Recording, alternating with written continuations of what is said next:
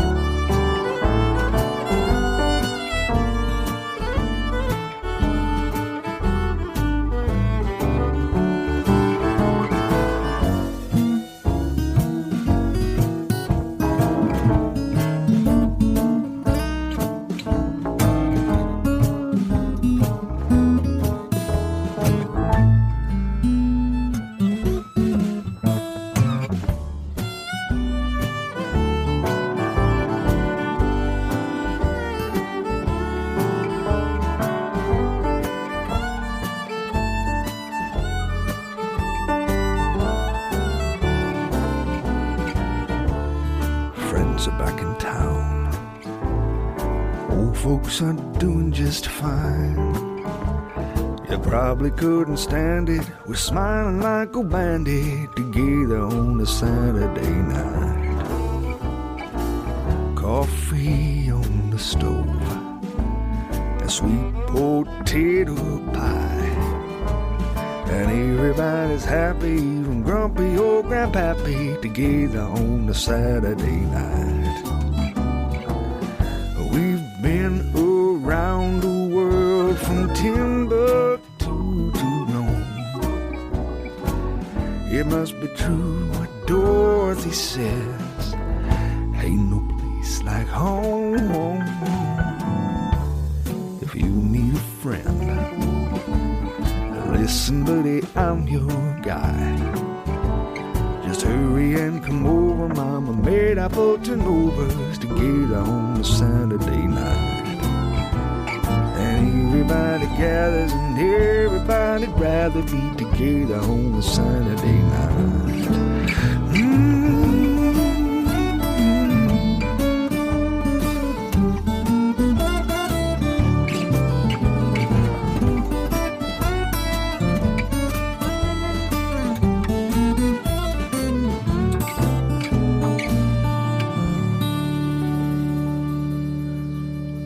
Well, thank you for tuning in on a Saturday night. You could have been doing anything, but instead you chose to waste your precious hours doing nothing like listening to us. And believe me, it's really nothing. We're here at Leiper's Fork, Tennessee. My wife and I took about 2 days getting up here, and really, you might be wondering, what is in Leiper's Fork? I'm going to tell you, nothing.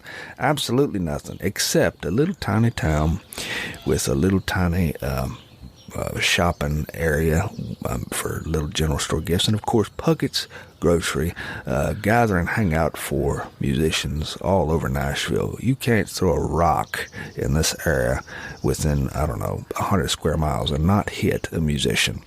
That's Nashville, and we are right outside Nashville. We're at the Garrison Creek trailhead on the Natchez Trace Trail, which is an important trade route and travel route for Native Americans and early European American settlers. This is one of the oldest trails in the U.S., and it's a leafless day The trees are brown and gray, the chinkapins and the post oaks and black oaks. It's almost eerie. There's crows flying overhead. They see us recording a podcast, and they think to themselves, I wonder if those guys have any internal organs that need eating. I'm sorry, that was a gross joke. With me today is Grant Ferris. He plays a nylon string banjo, and he's a classical guitarist with more training than you can shake a stick at. He was originally born in Wisconsin. He was raised in Lancaster County, Nebraska. He's got a touch on his instrument that will make you remember things that you forgot. He lives here in Nashville, just outside this area. He's a songwriter and he's a guitarist. He plays with everybody. He does everything. And he also works by day in a brewery. Let me ask you, do the people in the brewery, do they know that you play music? Yeah. What's fun about, Nashville and having the friends that I do, the last time that I did a recording, 6 or 7 people that worked on it, and I believe 4 of them worked at the brewery with me. The guy who played percussion on it, Noah Denny, he worked in the tap room. Mark Pataccia was the engineer. And Chris Donahue washed kegs. John Mylander, who played fiddle on it. John doesn't work at the brewery, but the woman who did the art, Miranda Chandler, she works at it. All right. Well, Grant Ferris is going to play for us here a tune about his home county in Lincoln, Nebraska, and this is Lancaster. I'm in Dadgad tuning for this one.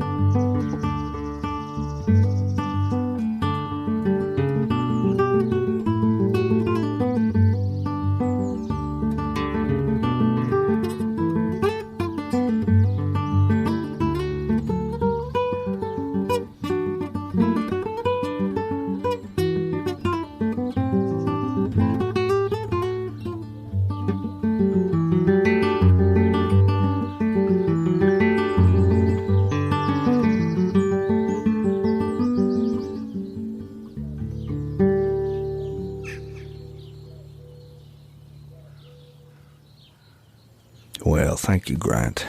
Thank you, Lancaster.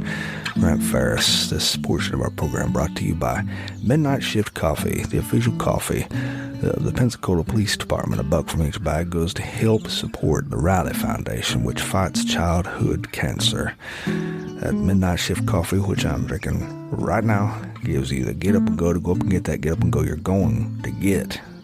Make me say that 3 times fast. Also by Visit North Alabama or hashtag Visit North AL, only a few miles beneath the state line here in Tennessee. Visit the 16 North Alabama counties that make this state what it is and figure out why people are always talking about Nakalula Falls. And by Folklore Brewing and Meadery, quite literally the best brew in Alabama. Visit folklorebrewingandmeadery.com. Let's read you a little bit of our mail sent in to us from listeners all over this fine nation who had nothing better to do than to put pen to paper or fingers to phone screens or type out a letter or some sentiments to let us know what they're thinking or asking us to cease and desist all operations under threat of legal consequences. Our first letter comes from Michael in Albuquerque, New Mexico. Dear Sean, I just want to say that I'm glad your podcast is back, and I hope to listen to them while I'm messing with cows all day long. I live outside Albuquerque, and I listen to my podcasts on a device which is my phone. For all the evils this phone gives me, at least I get to hear your show. Dear Michael, thank you for that. Ariel in Bloomington, Indiana. I am 85 years old. and someone introduced me to your show in my nursing home, Summerby. And I've been listening every week. And I just want to say thanks. Also, please tell me what you look like, because I don't know what you look like, and I do desperately want to visualize you. Well, Ariel, I am about 6'1", with my boots on. I think I'm 6'1 and a quarter. I've got reddish curly hair, but it's receding, and eventually I imagine that my hairline will start somewhere at the base of my skull. I have a thick red beard that grows like an oriental rug. And the hair just keeps on going. The barber has to shave my neck to indicate a stoppage of hair. Otherwise, it just keeps going down my back, down my front side, which is probably more information than you need to know. But hair is a very important trait in my family. I've changed hair colors 3 times in my life, Ariel. I was born a copper penny redhead, brand new copper penny redhead. And then somewhere around the age, I think 5, I changed to towhead blonde, platinum. And that lasted, I think, until age perhaps 8. And then I went back to, or no, maybe it was a little later than that, maybe like 10 or 11. Then I went back to a red again. And now here it is. It's kind of a strawberry auburn. Boy, that felt really indulgent. Catherine from Huntsville, Alabama says, Sean, thanks for the show. Macy Smith, Centerville, Tennessee. It's pronounced Centerville, like Sinner. Sean, I'm listening with my family on the porch, even though it's cold out here. We have heaters. H.M. Lionel, Austin, Texas. Sean, I'm a 62-year-old man with a brand new wife. We love music, and I just wanted to say to my wife, happy 3rd anniversary. I got married later in life, and I didn't think I was going to ever get my shot, but here I am. Thank you for the show, and good to have you back. Well, Mr. Lionel, thank you, and it's good to be back. Charleston, South Carolina, Jeanette, age 14. Sean, I have decided I want to go to culinary school, and I just decided that this year. A lot of the things I want to learn how to cook are things my grandmother has taught me to make. Nice things that you eat on Sundays with the family. She's the wisest old woman I've ever known, and so good in the kitchen, and it has inspired me to do something with my life. P.S. My grandmother is 56.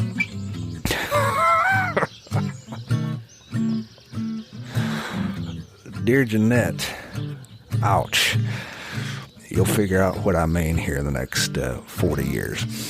Sherry from Fayetteville, North Carolina. Also, dear Jeanette, good luck in culinary school when you go. My wife went to culinary school. It's probably the greatest experience you'll ever have. Sherry in Fayetteville, North Carolina. Sean, I want to wish my dad, Michael, a happy birthday.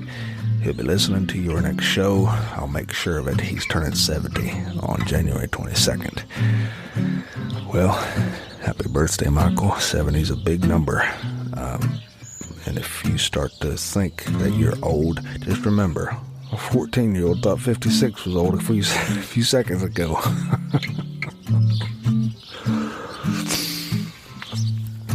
Brandon from Greenville, South Carolina. Dear Sean, I just found your show, and all the letters that people send in are my favorite part, so I just wanted to see if I could get mine onto your show. My grandfather recently passed away, and I'm looking for ways to remember him. Anything will do. Old songs, old American stuff. He was a war pilot in World War II, and they don't make them like him anymore. He said he felt like he had been made to fly a plane. That was why he was created. But when his eyes went and he couldn't fly anymore, it broke our hearts seeing his wings taken away. Anyway, I guess he has wings now. Thanks for the show. Your friend, Brandon. Dear Brandon, May your grandfather fly, fly, fly. Marcia, Fredericksburg, Virginia. Dear Sean, I've missed your show. Thanks for bringing it back. I first learned about it in Southern Living, and I'm excited now that you are done with your break. I know you've had a tough time with this pandemic, so have I. It has been hard not seeing my family and friends, and I haven't seen them hardly at all, maybe a few times. I'm 77 years old, and this year I feel like I'm about 99 because I'm isolated, and I'm learning that it's hard on everybody, not just me. Dear Marcia, thank you for that. Centrica, I've probably butchered this name, Centrica, in Boston, Massachusetts. I'm sorry, Centrica, if that is in fact your name, if I messed it up. Dear Sean, this is not a podcast I would normally choose, but my mom told me that it helped her get to sleep with the music and the words. And your words. And I know you're going to take this as a non-compliment, but I hope you don't. But your podcast really has helped me get to sleep. LOL. Not in a bad way. I really like it. Keep it up. Dear Centrica. Yes, thank you, question mark. Seriously, I have heard that before. Yeah, I have heard that before, so it's not offensive whatsoever. If you really want to know how to offend somebody, call them, insult the color of their hair if they're a redhead. Dan from Little Rock, Arkansas. I want my daughter to know that I'm actually listening to this show. She introduced me to your podcast, and I want her to know I say thanks. Her name is Mariah. She lives in Alberta, Canada, a long way from home. So, Mariah, your dad's listening way down in Little Rock. Howdy doody. Sarah Marks, St. Paul, Minnesota. Sean, I am probably one of your older listeners. I turned 94 last month, and I just miss the way that our nation used to be, with hugs and handshakes, and people who say it's not hard must be young and not have to stay inside. But I'm stuck at home because my kids won't let me go anywhere for safety. So I listen to a lot of podcasts now that I know how to do that. Because my eyes won't let me watch movies anymore. My eyes are not so good, and I really miss reading. Thank you so much. Well, dear Miss Sarah, I am here to read you whatever you want me to read you. Just say the word. Peter in New Orleans, Louisiana. Dear Sean, I have a band. We play roots music. How do I get on your show? Please let me know. Well, Peter, I'm glad you asked. Just email me. SeanOfTheSouthShow.com is our website. There you can find contact information. Or you can just send me an email at SeanOfTheSouthShow@gmail.com. Let's see. Al Hampton, Chinook, Kansas. Sean, it's about time you brought your show back. Thank you once again. Missy, Lincoln, Nebraska. I listen to your show on the way to work.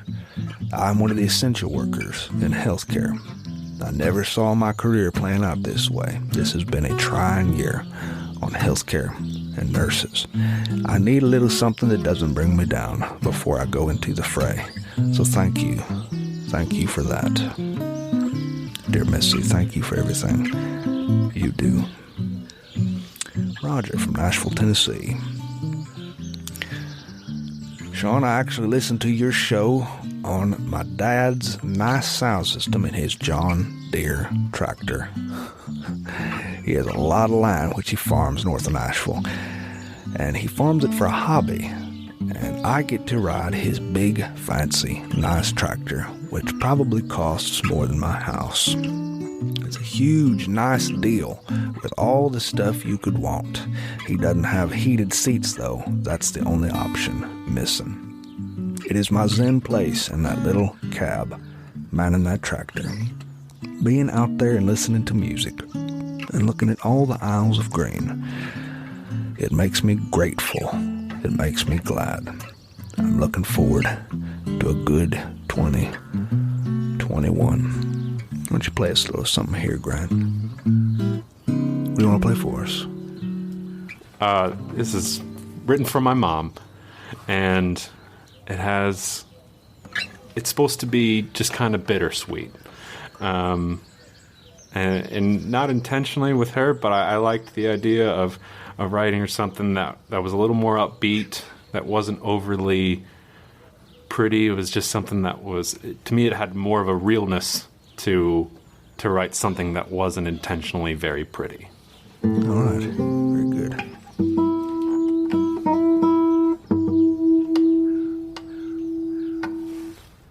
All right, here's Strolling with Susie.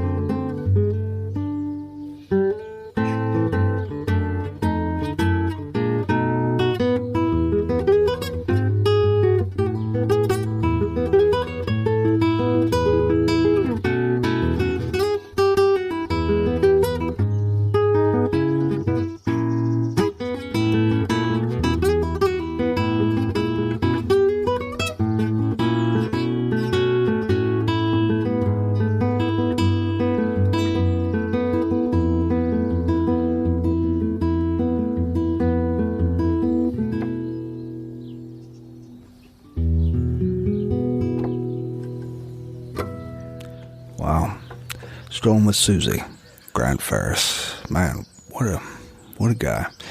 I wish I could, I wish my fingers moved quite as fast as his does.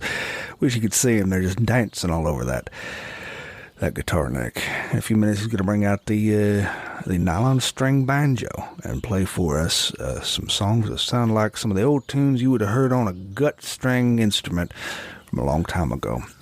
Leiper's Fork, where we are, is located along the Natchez Trace Trail, which is a 444-mile trail that stretches from the tippy-tip of Mississippi. The tippy-tip of Nashville, all the way down through Alabama and through into Mississippi.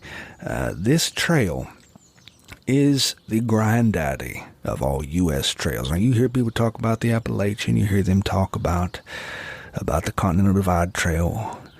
Well, those are glitzy, those are glamorous, but this thing is older than old. This trail has been here since before the Native Americans set up shop, before the Cherokee, before the Chickasaw, and before the Choctaw. This trail was a trade route and a hunting trail around 800 A.D.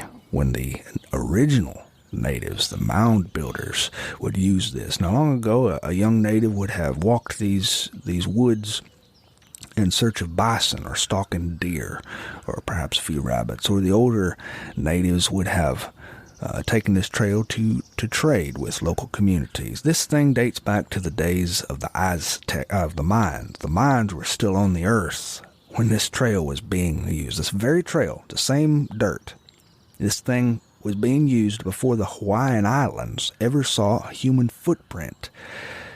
800 AD, shortly after the birth of Mick Jagger. This is an old trail, and you can feel it out there. You feel the history of this trail. Andrew Jackson rode this trail in the War of 1812 because most of his soldiers knew this trail like the back of their hand, because around 1810 this trail was servicing about 10,000 travelers per year. Now, mostly these guys who walked this trail were called cane tucks. They were rivermen who would have gotten onto the Ohio River and floated down their merchandise all the way down to Louisiana or Mississippi, or even the ports in Mobile or Pensacola. And once they finished selling their wares, they would have bought a horse down there at the port city, and they would have taken this trail back home up to Pennsylvania or the Ohio area or Kentucky, or they would have walked it. And that means you could have looked out among these woods and you would have seen little glowing campfires dotting the nightscape, and there would have been men in fur keeping warm with a musket cradled in their arms while they slept, or a Derringer pistol.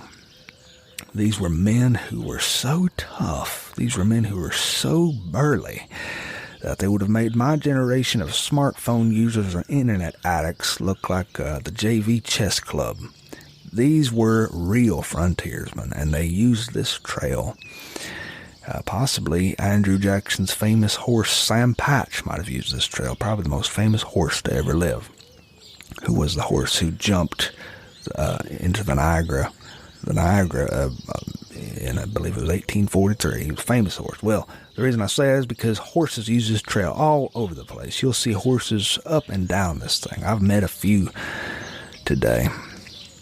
What a wonderful place to be, a place that reminds us that America is a lot older than we think it is, and it's a lot younger than we think it is, too. The nearby village in Williamson County of Leiper's Fork has about 650 people in Williamson County, and it is a nice place with Puckett's grocery store nearby, where all the musicians in the nearby Nashville come and hang out and play music, and you can see world-class music in Puckett's. And otherwise, if I were you and you were coming here to Leiper's Fork area, aside from the wonderful inns and the restaurants and antique stores and the woodworking shops and the private art galleries and, of course, the real estate offices, if I were you, I would find Garrison Creek, where we are here, Garrison Creek Loop Trail, and take a little time to walk this land on Natchez Trace. Take a moment and feel what history was all about. You can really feel it out here. Grant's going to play us another tune. And what tune is this you going to play for us? This is a tune I wrote, which is called Moonlight.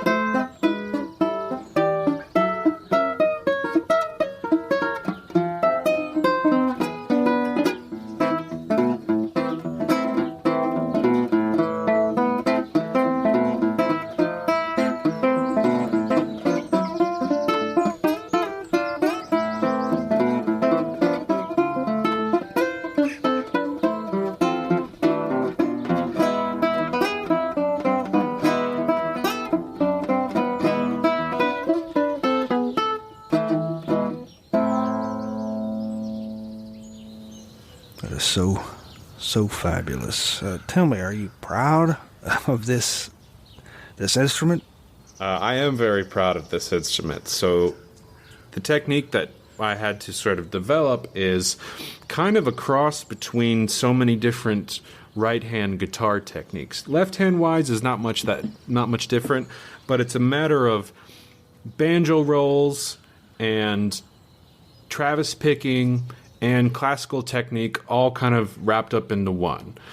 Classical technique would have me not resting my fingers on the head or the top of the instrument. It would be very balanced, and it's all of your power comes from the weight of your arm and things like that. But I tried to keep that traditional classical technique on this instrument, and it doesn't hold up. You need that sort of banjo technique of resting your fingers because your thumb is at a different angle and really helps to play off the sort of significant characteristics of this instrument. And then so you get the banjo rolls, but then you can have the classical technique, which is very single line melodies, and then you have the Travis picking technique to sort of fill in the space.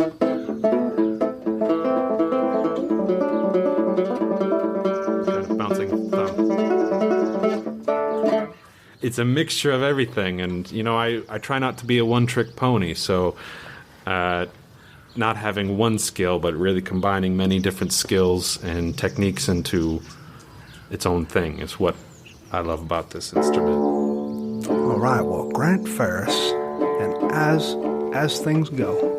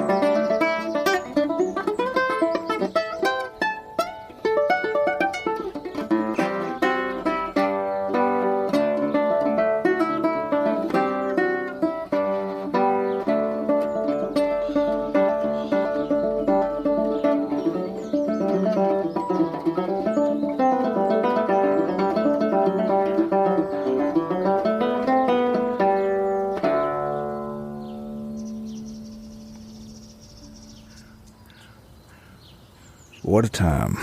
What a time to be an American. What a time to be a human being. Good Lord. What a time to be sitting out here on this trail, imagining what it must have been like when all the trees were in bloom 1,000 years ago. 1,000 years. You would think this trail would be a whole lot more well known than it is. You would think everybody would know about it because it's a world landmark, but it's not quite that way. I asked some people in my hotel if they knew where I was, and they looked at me like I had boogers. I said, have you ever heard of the Natchez Trace? Do you know where I can find it? And the man behind the counter at my hotel said, the what? The Natchez Trace, the Natchez Trace Trail, the Garrison Creek trail loop. Is that the place where they light the martinis on fire and the half-naked girls dance on the bar? You gotta worry about America. But I did find it eventually. Thank the Lord. And I'm glad I did. It's beautiful. And I could really use some beauty today. On Friday, I woke up in the hotel. I turned on my television. And I went to the sports channels. Yeah, I can always depend on the sports channels to keep me somewhat happy. Because in a pandemic especially, you turn to the news channels and you are going to find something that will make you blue. The rule of thumb for me is if you're having a good day, keep that television off altogether. Unless you go to the sports channel where you can check, who's being traded, who's making millions and millions of dollars. The players in the sport of baseball especially get younger each year and cockier. And they get a little more rambunctious. But when I turned on the channel, I saw the man's face. The man I'm talking about is Hank Aaron. Hank Aaron, born in 1934, it said beneath his name, died in 2021. Oh. He died that morning that I turned on the television. I could not believe it. Hank Aaron. Oh. I knew I had to know more about him. Hank Aaron, the lifetime Atlanta Brave, who was a Milwaukee Brave before that. And I believe he signed when they were still in Boston. No, maybe it was while they were still in Milwaukee. Well, my first move to find out more was to call 85-year-old Howie Bedell, who played with the Milwaukee Braves during the golden era. He started playing professional baseball when names like Mays, Mantle, Snyder, and Jackie were household names. Ted Williams was still playing in this era. Jackie Williams had just retired. The way I found Howie Bedell was through combing through the old Milwaukee Braves roster, and I saw his name, and I touched it with my finger, and I went to the right, and it said 86 years old, and that was all it said on the roster. I looked up his hometown on the internet, Pottstown, Pennsylvania, and I picked up the phone and called the number that I found for him in the phone book. I had never met him before that day. It was pure chance. I looked his name up, and I took a chance. When I answered the phone, I could hear a TV blaring in the background, and I heard a dog barking at the back door. Not a big dog, a little tiny dog, like a yipping dog. The kind of dog with a name like Mr. Jingles or Snowball. And I said, "Excuse me, is this Howie Bedell?" He said, "Yes." I said, "Is this the Howie Bedell who played with the Milwaukee Braves?" And his voice changed. He said, "Well, yes, it is. I did play baseball a long time ago." Well, it was really something. It was really something to talk to someone like that. We made fast friends. I want to tell you, it didn't take but a few seconds for us to become buddies. So I asked a few questions. I said, "Tell me what you can about Hank Aaron." And he just started from the beginning. He said, "Well, I met Hank Aaron, and we called him Henry, in the spring training, I think it was 57. Yeah, 57, I believe it was. And I drove all the way down from Pottstown, Pennsylvania, in my new car.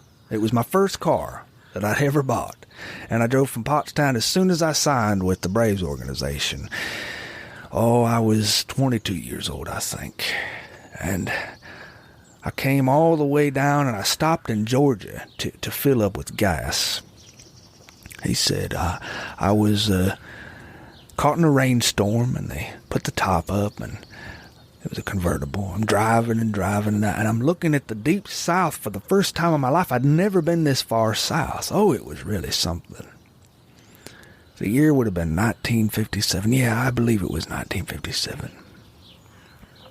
And his story just went deep into the recesses of that era of baseball, which is gone now. It was an era when Eisenhower was president, and Patsy Cline was on the radio, and gasoline would have been 30 cents a gallon. And the Little Rock Nine had just enrolled in high school. What a time to be an American. How he said, I was in the minor league system, and I was so nervous. You know, I was just nervous I wasn't going to make a good impression. He was 22 years old, acquired by the Braves minor league system. Howie batted left through right, stood about 6'1", 185 pounds of pure legs that could sprint to first base in 2.9 seconds. He was, literally, Howie, the fastest human to play the game. At that time, he was fast. Howie said when he showed up to practice, he's sitting in the dugout. And someone said to him, "Hey, Howie, come on, take the field and let's warm up." Howie got out of the dugout and he jogged to the field in front of an empty stadium in Bradenton, Florida. And two other players exited the dugout with him to play a game of Pepper. Pepper's a warm-up game. It's one person hits, one person pitches, and one person fields. The two people who exited the dugout with him were 26-year-old third baseman Eddie Matthews and 23-year-old center fielder from Mobile, Alabama, who everyone called Henry, or Hank. Oh, Howie's heart was pounding in his throat. He stood out there in center field. He was crouched in that quintessential position that all fielders do. Hands on the knees, simultaneously standing upright to stretch and punch your mid a little bit. He was just trying to remind himself to breathe and relax. Howie watched young Aaron at the plate limber up, swinging his bat back and forth. Hank had a strange cross-handed grip. He swung the bat like someone who had learned how to play baseball on his own. Strange grip. But he was solid, and he was tall, skinned like fresh coffee, wearing this perpetual half-smile. Aaron looked at Howie standing in the field. He said, "Hey, Howie, you want me to hit you a one-hopper or a two-hopper ground ball?" And Howie gave this nervous chuckle. He looked around at the guys in the dugout, and he looked at the pitcher, and he said, "Is this guy for real?" I mean, no batter in history can tell you how many hops his ground ball's gonna have. I mean, let alone tell you where he's gonna hit it or what kind of hit he's gonna get. But this guy at the plate, he was telling Howie exactly what he was gonna hit, exactly how he was gonna hit it. One hoppers or two hoppers, and Howie just was perplexed. He whispered to the pitcher, Howie did. He said, "Is this guy serious?" And the pitcher, Eddie Matthews, looked around and said, "Just shut up and watch." "We'll make it a one-hopper," said Howie. "All right, coming right up," said Aaron. There was the windup. There was the pitch. Crack. Sure enough, it was a one-hopper. Howie caught the ball, and you could have knocked him over with dandelion fuzz. It was genuine amazement. And the Alabama kid up at the plate was just getting started. He shouted out to Howie, "All right, two-hopper coming at you, buddy." Crack. Bounce, bounce, catch. This was pure wizardry. "Who was this guy?" mumbled Howie, and the pitcher turned around and said, "Oh, that's Henry." This was a time when men were men. on that field. I'm not saying that we've lost something in the game. I'm just saying men were different back then. Well, then I asked Howie what Aaron was like off the field. I was real curious what he was like as a person. Howie took a few seconds and he thought about it. He said, he was really quiet. He was something else.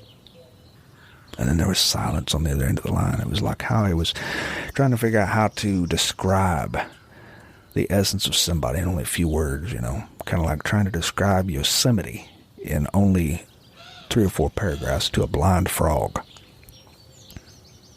He said, he's quiet, gentle, unassuming. I never heard him talk about himself, never heard him brag.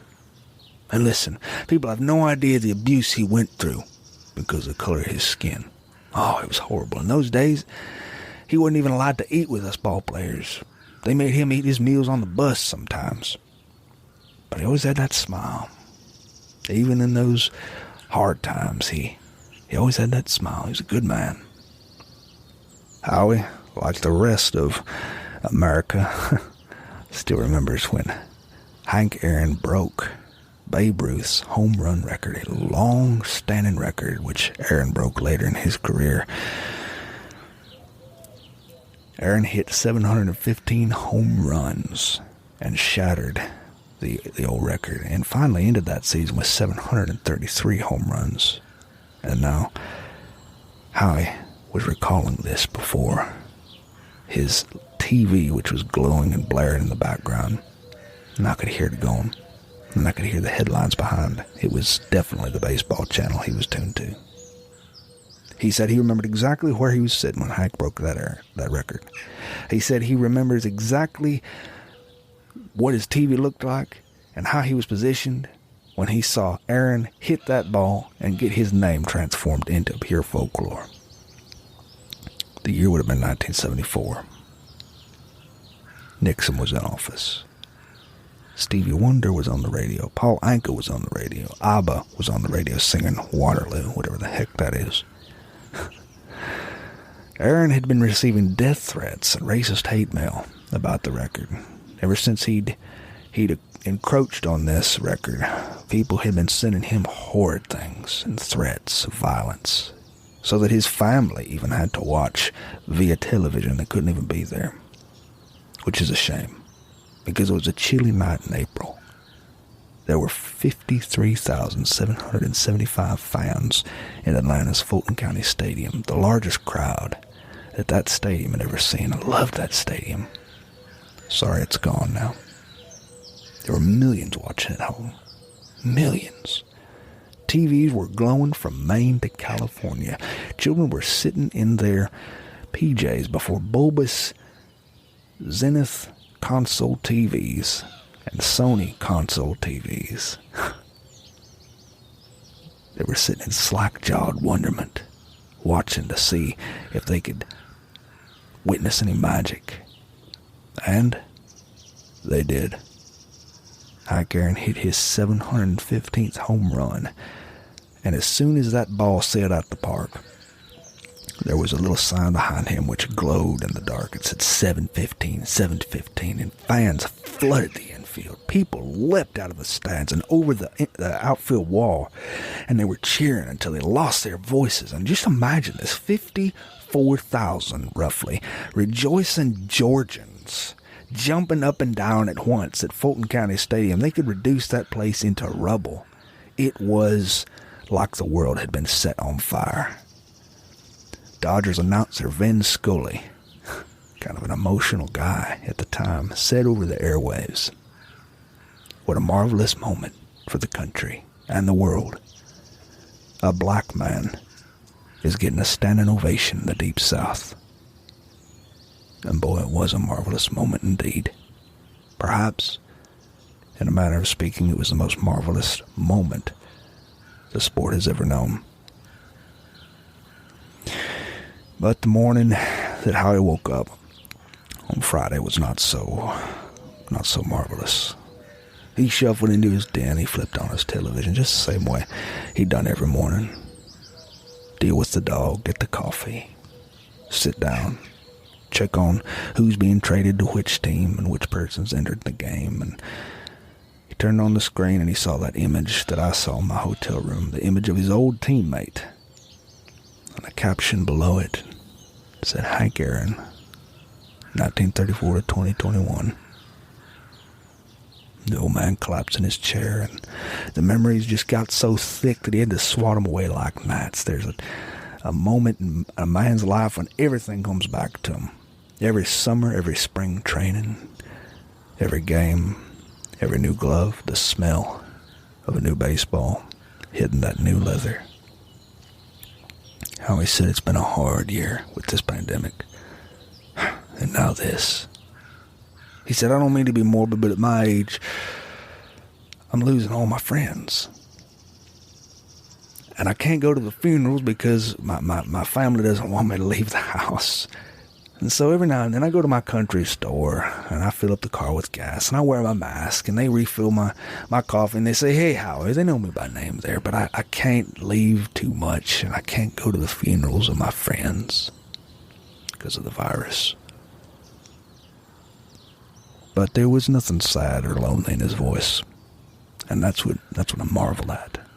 I was talking with a man who witnessed the golden era of baseball. And baseball is never dismal. It is hopeful. This is nothing new for baseball to lose. Even when we lose a forebear, loss is part of the game. The game is always changing, just like life. I always said, God, I love this game. I've played baseball in every state, every ballpark, every city, 100 times. I've done everything you can do. I've coached at first base. I've balanced the books. I've managed the teams. I've cut the grass. I've seen every kind of man and kid who ever came through this game. And I'm telling you, Hank Aaron was a good man. Each year in the game of existence, the players get younger and cockier. And each year, we'll lose another hero who taught children how to be kind, how to endure, and how to believe in magic. This year, we lost one of those men. May he rest in peace, Hank Aaron. A very good man. 1, 2, 3.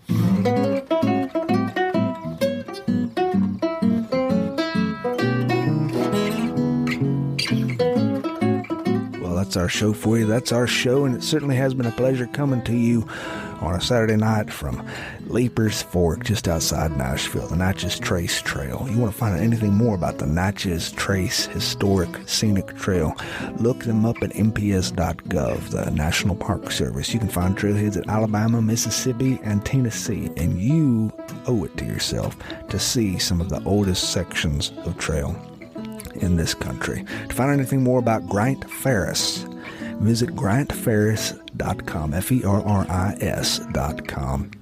There you can download his album, No Seriously, or go to iTunes. Do yourself a favor and listen to this wonderful music. Grant is not just a guitarist and nylon string banjo player. He's a piano player, trumpet player, a bouzouki player. He can do it all. And he is a composer at heart. His music will blow your mind. I promise you that. He's going to be starting a new podcast called Museum, coming to you in the spring. A podcast which profiles musicians and their instruments and the love they have for them. You don't want to miss that. Also want to say special thanks to Aaron Peters, my buddy, who plays fiddle for us each week. A master at his craft, and Silvio Santamore, who plays the drums. Also, William Buchanan, Jake Howard, and Dan DeLeon for helping us put this thing together and get it out there. I want to also say thank you to you for pulling yourself up by your bootstraps and trudging on every single day. This is not an easy time to be alive. It is not an easy time to be an American, but you're doing it, and you're doing it well. And I wish you all the love that you can stand. Adios.